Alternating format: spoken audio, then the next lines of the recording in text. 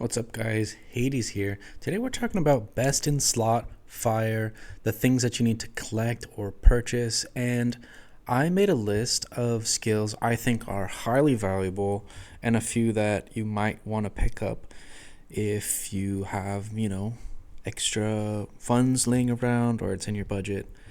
But let's just get right into it. So, fire is very different than a lot of the other marches, right? If you've watched my other videos, I have them down here: Thunder, Earth, and Hybrid. There's a lot of similarities: Toxic Energy Shield, No Escape. And No Escape's in all of them, and that's not changing here. No Escape is highly valuable. If you have it and your opponent doesn't, you get first hit, and it provides CC, and it provides damage. It's just an amazing skill, and I don't really see it being not needed in almost any march. So this has no change. Now, the differences really come in with coercive power, unyielding, and total coverage. Now, the reason these are here is, well, coercive and unyielding are Sion's two best skills by a country mile, right? And the entire IB League showed how broken it was. Every single person was playing coercive, unyielding on their Siendiok. Plus, the third skill was variation. A lot of people like FM, a lot of people like Death Breath. It really was up to you. But these two are unchanging on Siendiok. So the weird thing about fire is there's no specific one way to build it right. There's a lot of options. Many people like Wu plus Cyrus. A lot of people like Siendiok plus Cyrus. Some people like Trajan. Some people like William. Some people like Hippolyta. Is it better to put Trajan William, Trajan Hippolyta? That's a question for another time. But we're going to talk about these skills, which ones are the most important. I'm going to come up with a little data and a little bit of my own personal experience against these teams. No one on our server currently is like a true fire main, so it's actually difficult to kind of know these, and there's also so many variations. So let's go ahead and look. We have Throne and we have Arena, which is good, which means there's lots of data. Now, I recently won a defense here, but the reason I want to watch this one is because there is fire. Now, this is a non-max and this is a non-max, but it is quite even. But what you can notice is Siendiok has full HP, and that's because this player has unyielding. So this is an unfinished, incomplete march, but mine is also incomplete. But there's a lot of things you can see, and we're going to watch the replay because there's a lot of important things to understand about unyielding and why it's so valuable on her. So just starting off, obviously down 30%. That's okay. The point is we watch Siendiok and kind of get a little bit of data on unyielding for those who are unfamiliar with it. If you drop below 70%, you increase your crit rate, and then you also heal for a percentage of the damage you deal, which is crazy on her because she can proc her ultimate over and over and heal from almost nothing to full, which is pretty insane. I have a pretty decent counter putting her in the realm with Himiko, and you can see she gets some good crits off, but she's being denied, and even while being denied, she ends up being the carry. So if there was no Himiko on my team, it would have done so much more.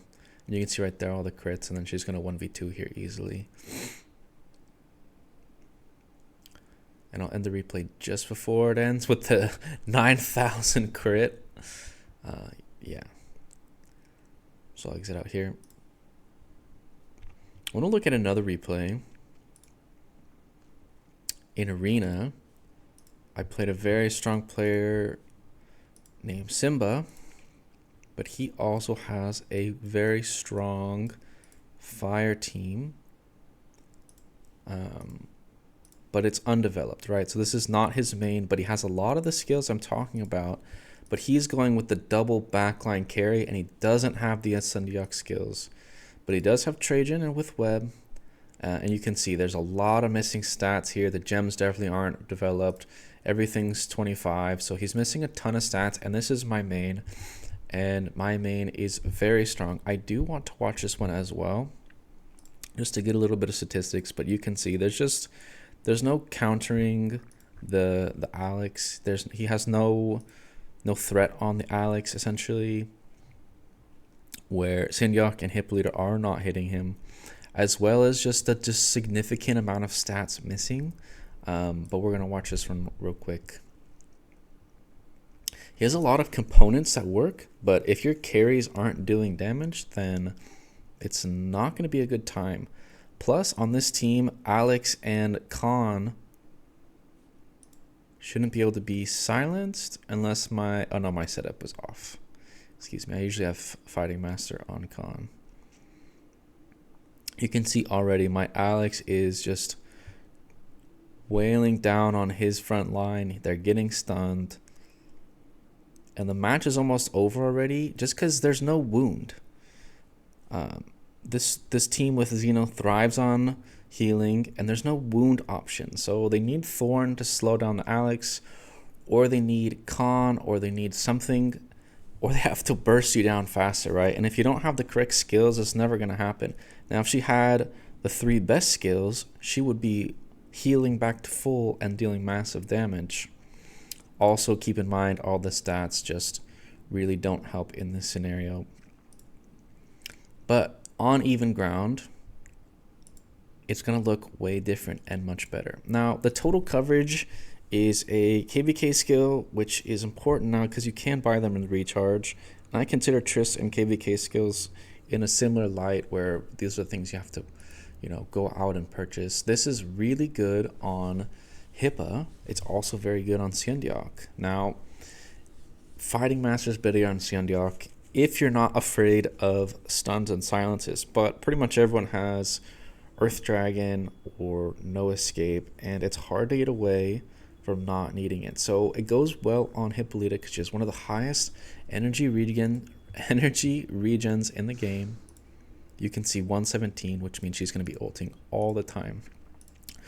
So really good skills on almost any team is Energy Shield, Toxin Barrier, and if you're going to run a Wu setup, you might want to think about Spell Disintegrator as an option. It's another one you'd have to get from KVK. But this is my tier list. These are the things I think are best for the Fire team. I will do a video putting into more depth the options for Fire because there are so many options both for the front line and the back line, and I have not seen a single person truly optimize it because there are not many Fire mains because Earth is running rampant right now with Hybrid and Himiko, which is why I made those teams first. So if you like videos like these, let me know in the comments below, and I'll catch you guys in the next one.